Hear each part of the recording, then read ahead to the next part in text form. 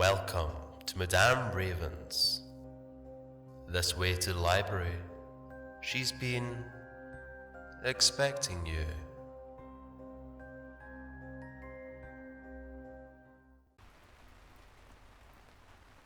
Another bedtime story for you, my darlings. This one is written by the incomparable Agatha Christie and has just graduated to the public domain.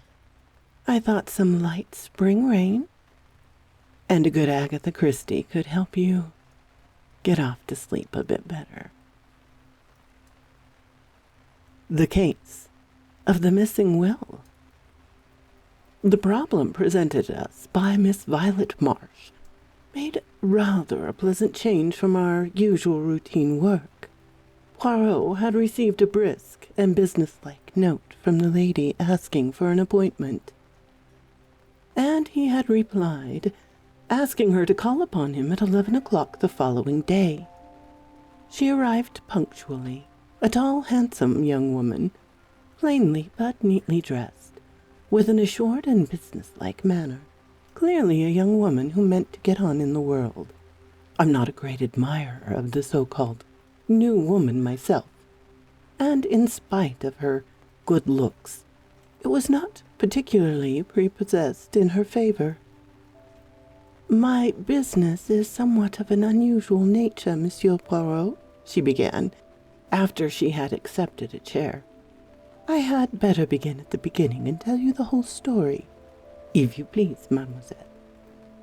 I am an orphan. My father was one of two brothers, sons of a small yeoman farmer in Devonshire. The farm was a poor one, and the elderly brother, Andrew, immigrated to Australia, where he did very well indeed, and by means of successful speculation in land, became a very rich man. The younger brother, Roger, my father, had no leanings towards the agricultural life. He managed to educate himself a little and obtain a post as a clerk with a small firm. He married slightly above him.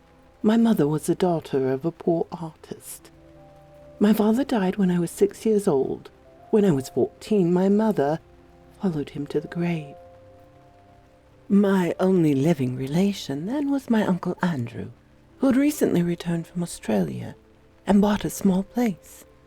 Crabtree Manor, in spite of its name, is really only an old farmhouse. Farming was in my uncle's blood, and he was intensely interested in various modern farming experiments. Although kindness itself to me, he had certain peculiar and deeply rooted ideas onto the upbringing of women. Himself a man of little or no education, though possessing remarkable shrewdness, he placed little value on what he called book knowledge. He was especially opposed to the education of women. In his opinion, girls should learn practical housework and dairy work, be useful about the home, and have as little to do with book learning as possible. He proposed to bring me up on these lines, to my bitter disappointment and annoyance.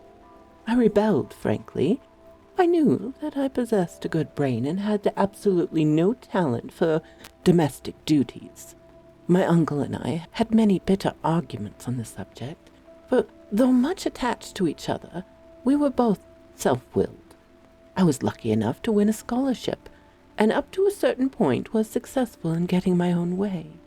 The crisis arose when I resolved to go to Girton. I had a little money of my own, left by my mother, and I was quite determined to make the best use of the gifts God had given me. I had one long, final argument with my uncle. He put the facts plainly before me. He had no other relations, and he had intended me to be his sole heiress. As I have told you, he was a very rich man. If I persisted in these newfangled notions of mine, however, I need look for nothing from him. I remained polite but firm. I should always be deeply attached to him, I told him, but I must lead my own life. We parted on that note. "Your fancy brains, my girl," were his last words. "I've no book learning, but for all that, I'll pit mine against yours any day. We'll see what we shall see. That was 9 years ago. I've stayed with him for a weekend occasionally, and our relations were perfectly amicable, though his views remained unaltered. He never referred to my having matriculated, nor my BSc for the last 3 years. His health has been failing, and a month ago he died. Now, I am now coming to the point of my visit. My uncle left a most extraordinary will. By its terms, Crabtree Manor and its contents are to be at my disposal for a year from his death, during which time my clever niece may prove her wits. The actual words run, at the end of that period, my wits will have proved better than hers, and the house and all my uncle's large fortune passes to various charitable institutions. That's a little hard on you, mademoiselle. I see that you were Mr. Marsh's only blood relations. I don't look at it that way. Uncle Andrew warned me fairly, and I chose my own path. Since I would not fall in with his wishes, he was at perfect liberty to leave his money to whom he pleased. Was the will drawn up by a lawyer? No. It was written on a printed form and witnessed by the man and his wife who lived in the house and do for my uncle. There might be a possibility of upsetting such a will?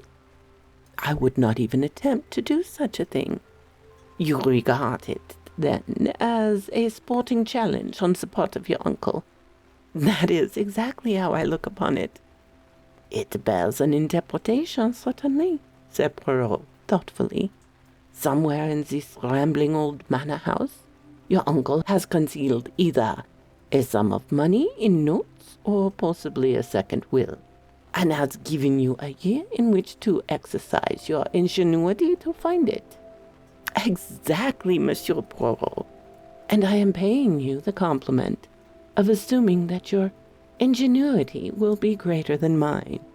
Ah, but that is very charming of you. My grey cells are at your disposal. You have made no search yourself? Only a cursory one, but I have too much respect for my uncle's undoubted abilities to fancy the task will be an easy one. Have you the will or a copy of it with you? Miss March handed the document across the table. Poirot ran through it, nodding to himself. Made 3 years ago, dated March 25th, and the time is given also 11 a.m. That is very suggestive. It narrows the field of research. Assuredly is another will we will have to seek for. A will made even half an hour later would upset this. Ah, bien, mademoiselle. It is a problem charming and ingenious that you have presented to me here. I shall have all the pleasure in the world in solving it for you. Granted that your uncle was a man of ability, his grey cells could not have been of the quality of Hercule Poirot's. Really, Poirot, vanity is blatant. Fortunately, I have nothing at the moment on hand at the moment. Hastings and I will go down to Crabtree Manor tonight. The man and wife who attend on your uncle are still there, I presume? Yes, their name is Baker. The following morning saw us start on the hunt proper. We arrived late the night before. Mr. and Mrs. Baker, having received a telegram from Miss March, were expecting us. They were a pleasant couple. The man gnarled and peak-cheeked, like a shriveled pippin, and his wife, a woman of vast proportions, and true Devonshire calm. Tired with our journey and the 8-mile drive from the station, we had retired at once to bed, after a supper of roast chicken, apple pie, and Devonshire cream. We had now disposed of an excellent breakfast and were sitting in a small panelled room which had been the late Mr. Marsh's study and living room. A roll-top desk, stuffed with papers, all neatly docketed, stood against the wall, and a big leather armchair showed plainly that had been its owner's constant resting place. A big chintz-covered settee ran along the opposite wall, and a deep, low window seats were covered with the same faded chintz of an old-fashioned pattern. "Ah, bien, mon ami," said Poirot, lighting one of his tiny cigarettes. "We must map out our plan of campaign. Already I have a rough survey of the house, but I am of the opinion that any clue will be found in this room. We shall have to go through the documents in the desk with meticulous care. Naturally, I do not expect to find the will amongst them, but it is likely that some apparently innocent paper may conceal the clues to its hiding place. But first we must have a little information. Ring the bell, I pray of you." I did so, while we were waiting for it to be answered. Poirot walked up and down, looking about him approvingly. "A man of method, this Mr. Marsh. See how neatly the packets of paper are docketed. Then the keys to each drawer has its ivory label. So has the key of the china cabinet on the wall. And see with what precision the china within is arranged. It rejoices the heart. Nothing here offends the eye." He came to an abrupt pause, as his eye was caught by the key of the desk itself, to which a dirty envelope was affixed. Poirot frowned at it and withdrew it from the lock. On it were scrawled the words, "Key of the roll-top desk," in a crabbed handwriting, quite unlike the neat superscriptions on the other keys. "An alien note," said Poirot, frowning. "I could swear that here we have no longer the personality of Mr. Marsh. But who else has been in the house? Only Miss Marsh, and she, if I mistake not, is also a young lady of method and order." Baker came in to answer the call. "Will you fetch your Madam White and answer a few questions?"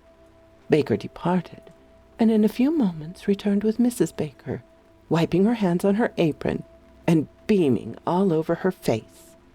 In a few clear words, Poirot set forth the object of his mission. The Bakers were immediately sympathetic. "I still want to see Miss Violet done out of what's hers," declared the woman. "How hard 'twould be for hospitals to get it all." Poirot proceeded with his question. Yes, Mr. and Mrs. Baker remembered perfectly witnessing the will. Baker had previously been sent into the neighboring town to get 2 printed will forms. 2? Said Poirot sharply. "Yes, sir, for safety like, I suppose, in case he should spoil one." And sure enough he did so. Us had signed one. What time of day was that? Baker scratched his head, but his wife was quicker. "Why, to be sure, I just put the milk on for the cocoa at 11. Don't you remember? It had all boiled over the stove when us got back to the kitchen. And afterwards, 'twould be about an hour later, us had to go in again. 'I've made a mistake,' says old master. 'Had to tear the whole thing up. I'll trouble you two to sign again.' And us did, and afterwards master gave us a tidy sum of money each. 'I've left you nothing in my will,' says he, 'but each year I live you'll have this to be a nest egg when I'm gone.' And sure enough he did." Poirot reflected. "After you have signed the second time, what did Mr. Marsh do you know?" "Went out to the village to pay tradesmen's books." That did not seem very promising. Poirot tried another track. He held out the key of the desk. "Is that your master's writing?" I may have imagined it, but I fancied that a moment or two elapsed before Baker replied, "Yes, sir, it is." "He's lying," I thought. But why?" "As your master let the house. Have there been any strangers in it in the last 3 years?" "Oh, no, sir." "No visitors?" "Only Miss Violet." "No strangers of any kind been inside this room?" "No, sir." "You forgot the workman, Jim," his wife reminded him. "Workman?" Poirot wheeled round on her. "What workmen?" The woman explained that about 2.5 years ago, workmen had been in the house to do certain repairs. She was quite vague as to what the repairs were. Her view seemed to be that the whole thing was a fad of her master, and quite unnecessary. Part of the time the workmen had been in the study, but what they'd done in there she could not say, as her master had not let either of them into the room while the work was in progress. Unfortunately, they could not remember the name of the firm employed, beyond the fact it was a Plymouth one. "We progress Hastings," said Poirot, rubbing his hands as the bakers left the room. "Clearly he has made a second wheel, and then had the workmen from Plymouth in to make a suitable hiding place. Instead of wasting time tacking up the floor and taping the walls, we will go to Plymouth." With a little trouble, we were able to get the information we wanted. After 1 or 2 essays, we found the firm employed by Mr. Marsh. Their employees had all been with them for many years, and it was easy to find the 2 men who had worked under Mr. Marsh's orders. They remembered the job perfectly. Among various other minor jobs, they'd taken up one of the bricks of the old-fashioned fireplace, made a cavity beneath, and so cut the brick that it was impossible to see the join. By pressing on the second brick from the end, the whole thing was raised. It had been quite a complicated piece of work, and the old gentleman had been very fussy about it. Our informant was a man called Cohen, a big gaunt man with a grizzled mustache. He seemed an intelligent fellow.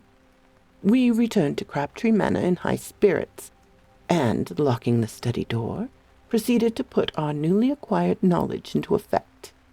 It was impossible to see any sign on the bricks, but when we pressed in the manner indicated, a deep cavity was at once disclosed. Eagerly, Poirot plunged in his hand. Suddenly his face fell from complacent elation to consternation. All he held was a charred fragment of stiff paper. But for it, the cavity was empty. "Sacré!" cried Poirot angrily. "Someone has been before us." We examined the scrap of paper anxiously. Clearly it was a fragment of what we sought. A portion of Baker's signature remained, but no indication of what the terms of the will had been. Poirot sat back on his heels. His expression would have been comical if we had not been so overcome. "I understand it not," he growled. "Who destroyed this, and what is their object?" "The bakers," I suggested. "Pourquoi?" "Neither will make any provision for them, and they are more likely to be kept on with Miss March than if the place became the property of a hospital. How could it be anyone's advantage to destroy the will? The hospitals benefit, yes, but one cannot suspect institutions." "Perhaps the old man changed his mind and destroyed it himself," I suggested. Poirot rose to his feet, dusting his knees with his usual care. "That may be," he admitted. "One of your more sensible observations, I think. Perhaps we can do no more here. We have done all that mortal man can do. We have successfully pitted our wits against the late Andrew Marsh, but unfortunately his niece is no better off for our success." By driving to the station at once, we were just able to catch a train to London, though not the principal express. Poirot was sad and dissatisfied. For my part, I was tired and dozed in a corner. Suddenly, as we were moving out of Taunton, Poirot uttered a piercing squeal. "Vita, Hastings! Awake and jump! But jump, I say!" Before I knew where I was, we were standing on the platform, bareheaded and minus our valises, whilst the train disappeared into the night. I was furious, but Poirot paid no attention. "Imbecile I have been," he cried. triple imbecile! Not again will I want my little grey cells." "Oh, that's a good job at any rate," I said grumpily. "But what is this all about?" As usual, when following out of its own ideas, Poirot paid absolutely no attention to me. "The great man's books? I have left them entirely out of account. Yes, but where? Where? Never mind, I cannot be mistaken. We must return at once." Easier said than done. We managed to get a slow train to Exeter, and there Poirot hired a car. We arrived back at Crabtree Manor in the small hours of the morning. I pass over the bewilderment of the bakers when we had at last aroused them. Paying no attention to anybody, Poirot strode at once into the study. "I have been not a triple imbecile, but 36 times one, my friend," he deigned to remark. "Now, behold." Going straight to the desk, he drew out the key and detached the envelope from it. I stared at him stupidly. How could he possibly hope to find a big will form in that tiny envelope? With great care he cut open the envelope, laying it out flat. Then he lighted the fire and held the plain inside surface of the envelope to the flame. Within a few minutes, faint characters began to appear. "Look, mon ami!" cried Poirot in triumph. I looked. There was just a few lines of faint writing stating briefly that he left everything to his niece, Violet Marsh. It was dated March 25th, 12:30 p.m., and witnessed by Albert Pike, confectioner, and Jessie Pike, married woman. "But is it legal?" I gasped. "As far as I know, there is no law against writing your will in a blend of disappearing and sympathetic ink. The intention of the testator is clear, and the beneficiary is his only living relation. But the cleverness of him, he foresaw every step that a searcher would take, that our miserable imbecile took. He gets 2 will forms, makes the servant sign twice, then sallies out with his will written on the inside of a dirty envelope, and a fountain pen containing his little ink mixture. On some excuse, he gets the confectioner and his wife to sign their names under his own signature. Then he ties it to the key of his desk and chuckles to himself.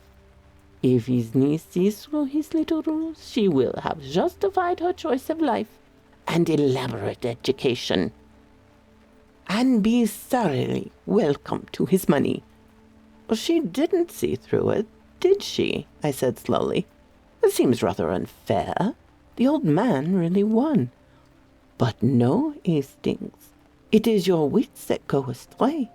Miss Marsh proved the astuteness of her wits and value of the higher education for women by at once putting the matter in my hands. Always employs the expert. She has amply proved her right to the money. I wonder, I very much wonder, what old Andrew Marsh would have thought." So quote, "This raven." If you're all still awake, thank you so much for listening, and have a lovely Tuesday.